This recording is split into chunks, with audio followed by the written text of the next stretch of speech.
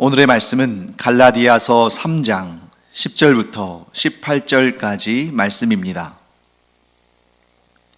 무릇 율법 행위에 속한 자들은 저주 아래에 있나니 기록된 바 누구든지 율법책에 기록된 대로 모든 일을 항상 행하지 아니하는 자는 저주 아래에 있는 자라 하였음이라. 또 하나님 앞에서 아무도 율법으로 말미암아 의롭게 되지 못할 것이 분명하니 이는 의인은 믿음으로 살리라 하였음이라.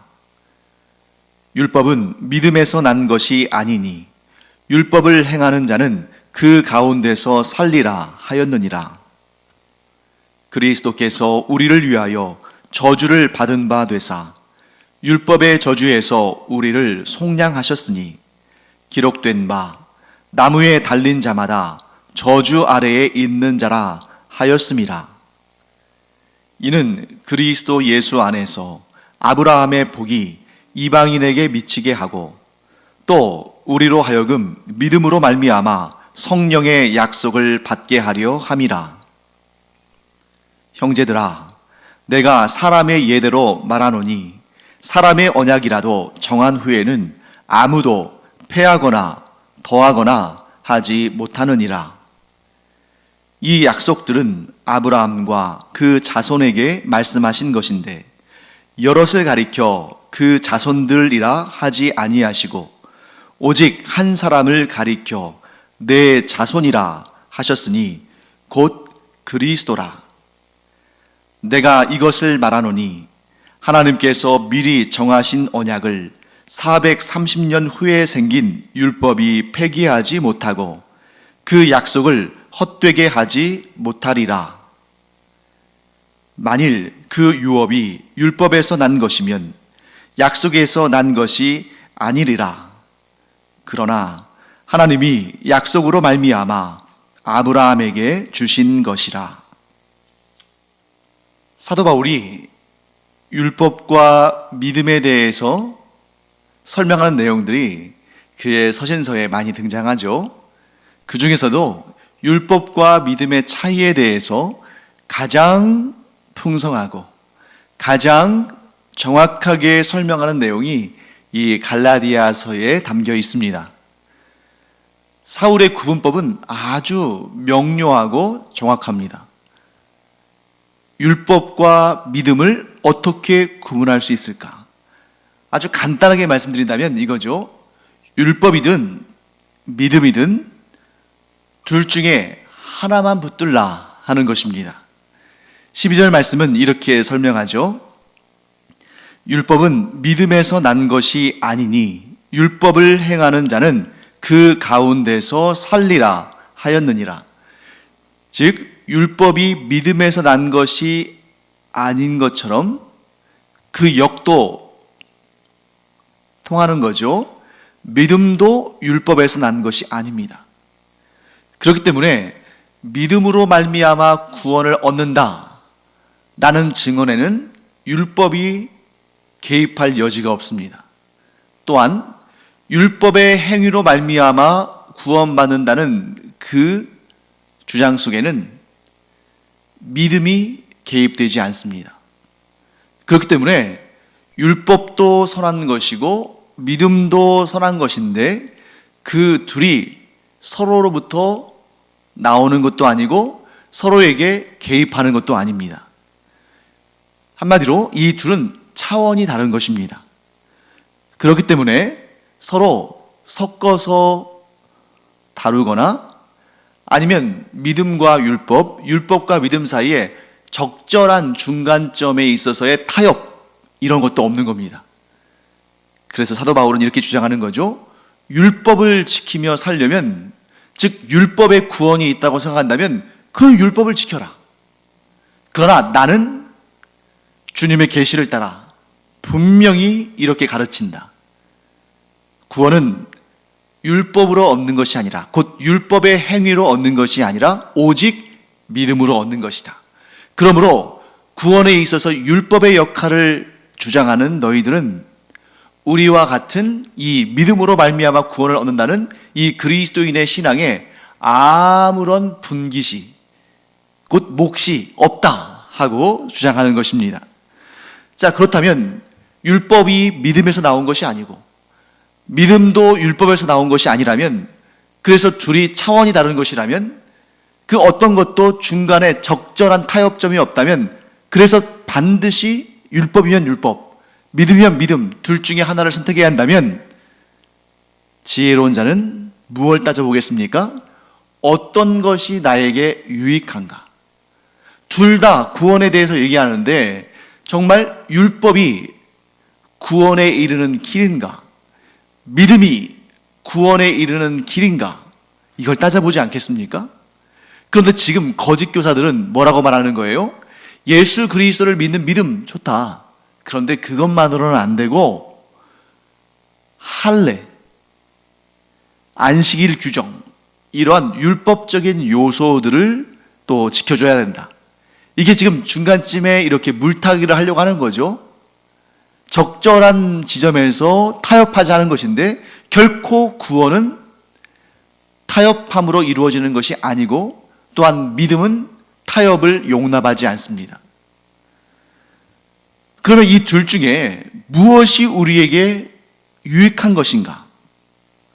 당연히 우리에게 있어서 가장 중요한 궁극적인 목적, 곧 영생의 구원을 결정하는 일을 우리가 택해야 되는데, 대충 아무렇게나 될 대로 되라 이렇게 할 수 없는 거잖아요. 우리가 구원을 얻는 데 있어서 무엇이 우리를 그 길로 인도할 것인가? 바울은 이렇게 설명합니다. 10절과 11절 말씀을 제가 읽어보겠습니다. 무릇 율법 행위에 속한 자들은 저주 아래에 있나니, 기록된 바 누구든지 율법책에 기록된 대로 모든 일을 항상 행하지 아니하는 자는 저주 아래에 있는 자라 하였음이라. 또 하나님 앞에서 아무도 율법으로 말미암아 의롭게 되지 못할 것이 분명하니, 이는 의인은 믿음으로 살리라 하였음이라. 바울의 아주 분명하고 확고한 결론이 여기에 나와 있습니다. 자, 이렇게 간단하게 한번 정리해 보겠습니다. 율법에 속한 자들은, 곧 구원에 이르는 길로 율법을 택한 자들은 저주 아래에 놓여 있는 것이다. 그런데 율법에 속한 자들이 저주 아래 놓여 있는 이유가 율법이 사람을 저주하기 때문에, 혹은 율법이 하나님께서 싫어하시는 가증한 것이기 때문에 그런 것이 아니라는 거죠. 율법은 소중한 것입니다. 왜요? 하나님이 주신 것이니까. 여러분, 하나님께서 주신 것들 가운데에 저주스러운 것이 있겠습니까? 하나님께서 주신 것 가운데 나쁜 것이 있겠어요? 율법은 하나님이 주신 것이고 선하고 그 나름대로의 중요하고 가치 있는 역할이 있습니다. 그런데 그 율법의 가치와 역할, 곧 하나님께서 그 안에 담아놓으신 그 율법의 가치와 역할에 대해서 잘못 이해해서 이것을 다르게 적용해버리면 어떻게 해요? 율법을 지켜 행함을 통해서 구원을 얻는다는 하나님의 뜻과는 전혀 다른 그러한 방식으로 이 율법에 접근했을 때에는 이 율법이 구원에 이르는 길이 아니라 저주로 향하는 길이 되어버리는 이런 안타까운 일이 발생한다는 것을 바울은 주장하고 있습니다. 자, 왜 그런가? 자, 율법에 구원의 소망을 둔 사람들이 반드시 알아야 할 사실이 있습니다. 그것은 뭐냐면, 율법은 여러 가지 계명들로 이루어졌죠. 많은 다수의 계명들로 이루어졌는데, 율법은 그 수많은 계명들 가운데에 하나만 어겨도 율법 전체를 어긴 것이 된다 하는 것입니다. 마치 무엇과 같냐면 1년 내내 도둑질하지 않고 그 안에서 탐심도 있고 또 물건에 대한 욕심도 있고 한데도 1년 내내 1년 364일 동안 도둑질을 하지 않고 살았는데, 마지막 그 1년의 마지막 날 그 유혹을 이기지 못하고 도둑질했다면 그 사람은 도둑질하지 말라는 계명을 어긴 것이고 나아가서 율법을 어긴 것입니다. 그가 간음한 적도 없고 살인한 적도 없고 거짓 증언한 적이 없다 할지라도 그 한 번의 유혹을 이기지 못하고 도둑질한 그 일 때문에 그는 율법을 어긴 것이 되는 것이죠. 그러니 나머지 모든 율법을 다 지켰다 할지라도 단 한 가지의 율법만 지키지 않았어도 그는 율법을 어긴 것이 되고 당연히 율법의 저주 아래 놓이게 되는 것입니다. 왜냐하면 율법은 그 모든 율법을 다 지켰을 때, 곧 하나님의 모든 요구를 다 이루었을 때에 구원의 길이 될 수도 있지만 이 땅에 그 어떤 인간 가운데서도 하나님의 요구를 다 이룬 자는 아무도 없다. 그 누구도 없다. 성경에 나와 있는 모든 인물들 가운데에 이 땅에 우리와 같이 살아 숨쉬고 피가 흐르는 그런 인간들 가운데 그런 존재가 없다 하는 것을 말씀하고 있는 것입니다. 그런데 믿음은 다르다는 거죠. 믿음은 다르다. 자, 믿음의 핵심은 단 하나입니다. 그것은 뭐냐면 하나님을 믿는 것이고, 곧 하나님을 믿는다는 것은 하나님께서 나를 위해서 행하신 그 구원의 역사를 믿는다는 것을 의미하는 거죠. 곧 하나님께서 나를 구원하시기 위해서, 곧 나의 죄값을 대신 치르도록 하시기 위해서 독생자 아들을 내어주셨고, 그 예수 그리스도의 십자가의 죽음, 곧 내 죄를 대신 갚으신 그 대속의 죽음으로 말미암아 내가 내 안에 있는 모든 죄가 사함을 받고 그로 말미암아 하나님 앞에 의롭다 여기심을 받게 되었다 하는 이 믿음을 가지면 그 믿음으로 말미암아 하나님의 모든 요구를 다 이루게 된 것이다. 자, 율법은 왜 주어졌습니까? 하나님께서 우리를 거룩한 백성을 삼으시기 위해서 주신 것입니다. 그래서 이 율법은 다른 말로 하면 하나님의 요구들, 하나님께서 우리에게 지시하신 그런 사항들, 이런 거죠. 이걸 다 지켜 행해야 하나님의 모든 요구들을 이룬 것이고, 그래야 그가 의롭다 여기심을 받는 것인데, 왜? 하나님께서 요구하신 모든 것을 이뤘는데 당연히 하나님께서 의롭다 하시겠죠? 그런데 율법의 행위로는 의롭다 여김을 받을 자가 아무도 없었다. 왜? 율법을 다 지켜간 자가 없으니까. 그런데 믿음은 다르다는 것입니다. 믿음은 하나님께서 나를 위해서 그 독생자 아들을 보내셨고, 그 독생자, 곧 나의 구원자, 곧 나의 메시아이신 예수 그리스도께서 하나님께서 나에게 요구하신 모든 것을 담당하시고 이루시고, 그 정점이, 그 클라이막스가 바로 십자가의 죽으심이죠.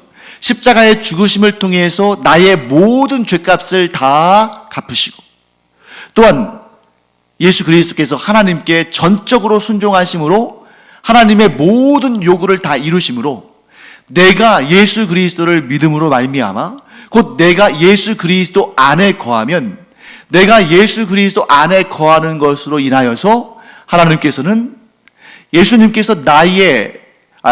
나에게 요구하신 모든 요구들을 예수님께서 이루셨기 때문에 내가 예수 그리스도 안에 거하면 나를 향한 하나님의 모든 요구들을 다 우리가 이룬 것으로 여겨주신다는 것입니다.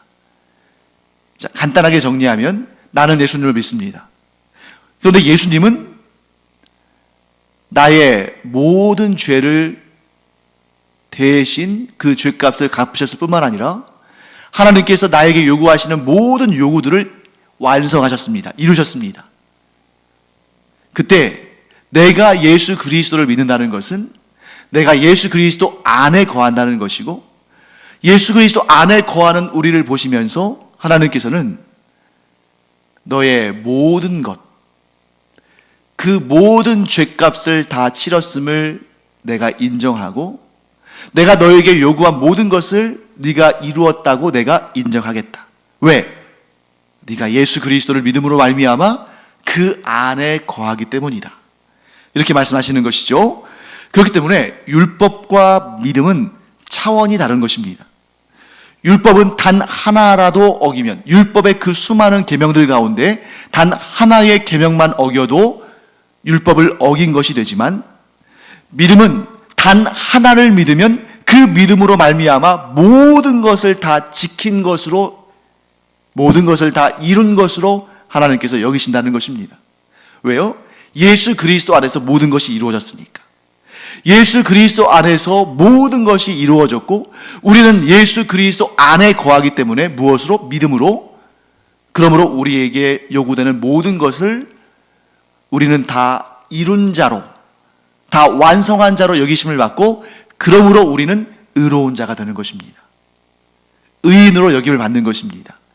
그렇기 때문에 의인은 믿음으로 살리라, 곧 믿는 자는 의인이다 하는 이 공식이 나오는 거죠. 율법은 그 수많은 계명들 가운데 하나만 어겨도 의롭지 못한 자, 불의한 자가 되지만, 믿음은 단 하나의 믿음, 곧 우리의 죄값을 대신 갚으시고 율법의 모든 요구, 하나님의 모든 요구를 예수님께서 나를 위해 다 이루셨다, 완성하셨다 하는 것을 믿는 그 단 하나의 믿음으로, 그 믿음을 가졌을 뿐인데 나를 향한 모든 하나님의 요구가 다 이루어진 것으로 여기시는. 왜요? 예수님께서 나를 대신해서 그 율법의 모든 요구를 이루셨으니까. 그래서 율법은 하나만 어겨도, 율법의 그 수많은 계명들 가운데 하나만 어겨도 율법을 어긴 것이지만, 믿음은 오직 예수 그리스도를 믿는 그 믿음 하나만으로 모든 요구를 다 이룬 것으로 여겨주시고, 그래서 우리는 믿음으로 의롭다 하심을 얻고 믿음으로 의인이 된 것입니다. 이것이 바로 사도 바울이 율법과 믿음을 구분하는 핵심적인 내용입니다. 그래서 그 내용을 아주 간략하게 13절에 이렇게 설명하죠. 그리스도께서 우리를 위하여 저주를 받은 바 되사 율법의 저주에서 우리를 속량하셨으니, 기록된 바 나무에 달린 자마다 저주 아래에 있는 자라 하였습니다. 자, 기록된 바 나무에 달린 자마다 저주 아래에 있는 자라. 이게 지금 예수님의 십자가의 죽으심을 예언한 그 이사야서의 예언, 또 예언서들의 예언을 종합한 말씀이죠. 나무에 달린 자마다 저주를 받은 자다. 곧 예수님께서 십자가에 달려 죽으심으로 우리가 받아야 할 모든 저주를 다 받으셨다. 그러므로 우리에게 쏟아져야 할 저주가 예수 그리스도의 십자가에서 예수 그리스도께로 쏟아졌기 때문에 우리는 모든 저주로부터 속량을 받았다. 우리는 모든 죄값을 다 갚은 걸로 여김을 받고 의롭다 여김을 받게 되었다. 어떻게 된 일입니까? 예수 그리스도께서 우리에게 주어질 수밖에 없는 그 저주를 대신 받으셨기 때문에, 그래서 우리는 예수 그리스도의 그 대속의 죽음으로 의인이 되었으나, 이 사실을 믿지 아니하고 여전히 율법의 행위로 말미암아 의롭다 여김을 받기를 원하는 사람들은 이 믿음이 없음으로 말미암아 스스로, 자기 스스로 그 율법의 저주를 짊어지고 하나님 앞에 두렵고 떨리는 마음으로 그 심판을 기다리며 서 있을 수밖에 없다 하는 것을 우리가 알게 되는 것입니다. 자, 사도 바울은 이제 율법과 믿음에 대해서 말한 다음에 율법과 약속에 대해서 설명합니다. 자, 오늘 이 내용이 굉장히 좀 어렵게 느껴질 수도 있고 딱딱하게 느껴질 수도 있어요. 하지만 우리가 최대한 이 내용을 아주 단순하고 간략하게 정리를 해야만 우리의 믿음이 흔들리지 않습니다. 우리가 견고한 믿음, 구원에 이르는 믿음을 가질 수 있습니다. 그러니까 조금 힘들더라도 좀 정신을 바짝 차리고 이 내용들을 우리가 익혀야 됩니다. 자, 율법과 믿음에 관한 내용을 이제 앞에서 얘기한 다음에 뒷부분은 율법과 약속에 관한 내용을 설명합니다. 자, 율법은 하나님과의 약속으로 주어진 것입니다. 율법도 사실은 약속으로 이루어진 거예요. 자, 어디에서? 시내산에서, 모세와 이스라엘 백성들이 시내산에서 하나님과 언약 관계를 맺습니다. 하나님은 그들의 하나님이 되시고 그들은 하나님의 백성이 된다 하는 그 약속을 맺는데, 그 언약 관계 속에서 이 언약 관계의 증거물, 이 언약 관계에 있어서의 증인이 되는 것이 바로 율법입니다. 그래서 너희가 율법을 지키면 너희는 나의 백성이 되고 나는 너희의 하나님이 되겠다 하고 하나님께서 약속하셨죠. 그런데 바울은 이 약속이라는 주제를 가지고 지금 논지를 전개하는데, 이 약속의 기원을 거슬러 올라갑니다. 시내산에서 하나님께서 이스라엘 백성들과 약속, 즉 언약을 하시기 전에 이미 그 수백 년 전에 하나님께서 약속을 주셨는데, 그 약속은 아브라함과 맺으신 약속이었다. 자, 사람과 사람 사이의 약속도 한번 맺으면 그것을 폐하거나 거기에 더할 수가 없는데, 즉 사람과 사람 사이의 약속이라 할지라도 그 약속을 그냥 일방적으로 무효화시키거나 마구 자기 마음대로 바꿔버리면 그 사람은 의롭지 못한 사람이 되는 거죠. 그러니 하나님께서 만일 어떤 약속이 있기 전에 그 약속 이전의 약속이 있었는데 새로운 약속을 했다고 해서 그 이전의 약속을 마음대로 폐지하거나 마음대로 바꿔버리면 하나님이 불의한 분이 되는 거 아니겠느냐. 그러므로 하나님은 반드시 약속을 지키신다. 자, 오늘 중요한 주제죠. 하나님의 약속은 반드시 지켜진다. 그렇기 때문에 하나님께서 아브라함과 맺으신 약속은 하나님께서 하나님의 명예를 위해서라도 반드시 지키신다. 왜? 하나님은 결코 약속을 그냥 폐지하시거나 혹은 그 약속을 아무렇지도 않게 바꾸시는 분이 아니시다 하는 것이죠.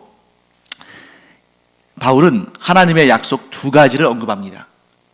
첫 번째는 하나님께서 아브라함과 맺으신 약속이고, 두 번째는 하나님께서 모세와 이스라엘 백성들과 맺으신 시내산에서의 약속입니다. 자, 어떤 약속이 먼저입니까? 아브라함과 맺으신 약속이 수백 년 더 먼저 된 거죠. 그러니까 그 수백 년 후에, 아브라함과 약속하신 후에 수백 년 후에 시내산에서 이스라엘 백성들과 약속을 하셨다고 해서 먼저 맺으신 그 약속을 폐기하시는 것이 아니다 하시는 것이죠. 오히려 하나님의 약속이라는 것이 아브라함과 맺으신 그 첫 번째 약속이 계속 유지되면서 그 약속이 기본이 되고 전제가 되면서 그 후에 추가적인 약속을 하신 것이지, 결코 아브라함에 대한 약속과 이스라엘 백성들과 맺은 약속이 다른 것이거나 이스라엘 백성들과 맺은 약속 때문에 아브라함과 맺으신 약속이 폐기되는 것이 아니다. 자, 그럼 왜 두 번 약속을 하셨는가? 잘 생각해 보세요. 하나님께서 아브라함과 약속을 맺으실 때에는 아브라함 한 사람 혹은 아브라함 한 가정과 약속을 맺으신 것입니다. 그때 어떤 약속이었습니까? 너에게 자손을 주겠다. 그리고 너로 하여금 큰 민족을 이루게 하겠다. 그리고 하나님께서는 그 약속을 이루어 가십니다. 그리고 어느덧 약속하신 대로 아브라함의 후손들이 큰 민족을 이루었습니다. 그러니 그 큰 민족을 이룬 백성들과 개인대 하나님이 아니라 민족대 하나님으로 또 약속을 맺으신 것입니다. 그렇기 때문에 이스라엘 민족이 하나님과 맺은 약속은 아브라함과 하나님 사이에 맺어진 그 약속의 연장선 가운데에서 그 약속의 중심을 이어가는 거지, 별개의 약속이거나 아브라함과 하나님 사이에 맺어진 약속을 폐기하는 약속이 아니라는 거죠. 자, 그렇다면 오리지널 약속, 그 본원의 약속이 하나님께서 무엇을 뜻하신 약속인가? 하나님께서 아브라함에게 약속을 주실 때 뭐라고 하셨냐면, 오늘 본문의 말씀에 의하면 너에게 자손들을 주겠다 라고 말씀하신 것이 아니라 한 사람을 가리켜 너에게 자손을 주겠다 하고 말씀하셨다는 것입니다. 아마도 이 약속에 대해서 이스라엘 사람들은 아브라함에게 하나님께서 너에게 자손을 주겠다라고 단수로, 자손, 정확히 말하면 씨라고 되어 있죠. 단수로 씨들이 아니라 단수로 씨를 주겠다 하신 것은 이스라엘 사람들 생각에는 자신들의 조상 중에 하나인 이삭을 의미하는 것으로 받아들이겠죠.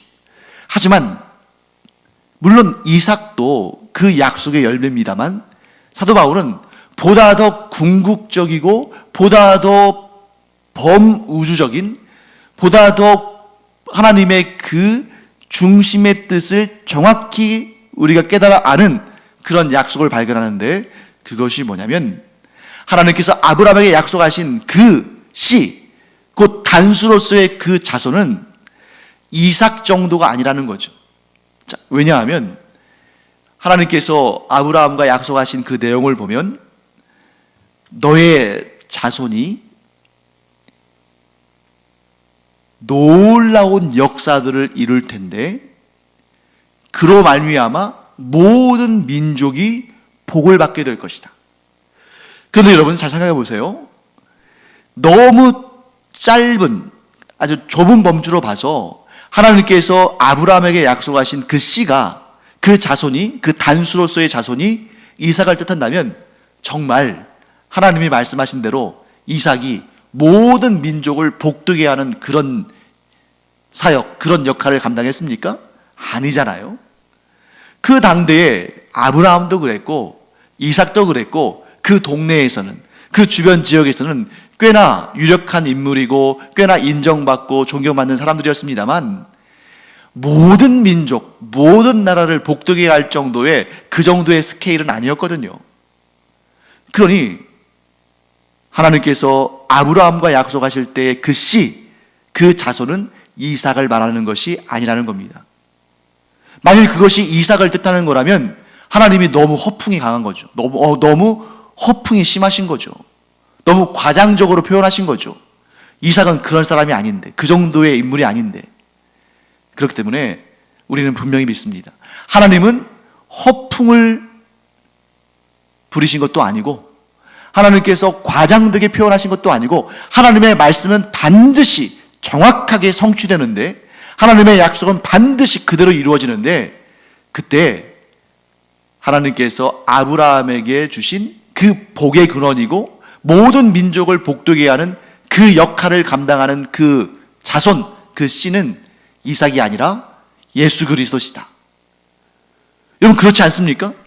예수님께서 이 땅에 오셔서 십자가의 죽음을 통해서 인류의 죄를, 그 죄값을 대신 갚으시고 또한 그 복음으로 말미암아 이 복음을 믿는 자에게 영생의 구원을 주시는 참 평안, 참 생명, 참 구원을 우리에게 주셨는데 이보다 더 놀랍고 이보다 더 스케일이 크고 이보다 더 위대한 역사가 어디 있겠습니까? 그러므로 하나님께서 아브라함과 약속하실 때에 그에게 약속하신 내 자손 혹은 내 씨는 예수 그리스도를 통해서 성취가 되었다 하는 것을 우리가 알게 되는 것입니다. 그래서 바울의 결론은 이것입니다. 17절 말씀이죠. 내가 이것을 말하노니 하나님께서 미리 정하신 언약을 430년 후에 생긴 율법이 폐기하지 못하고 그 약속을 헛되게 하지 못하리라. 무슨 말씀입니까? 하나님의 약속은 반드시 지켜진다. 하나님의 약속은 반드시 성취된다. 그렇기 때문에 이스라엘 사람들이 제 아무리 자신들의 생명보다 더 귀하게 여기는 율법이라 할지라도 이 율법이 하나님께서 아브라함과 맺으신 그 언약, 그 약속을 헛되게 만들지 못한다. 그러면 시내산에서 하나님께서 이스라엘 백성들과 맺으신 그 약속, 그 언약은 무엇인가?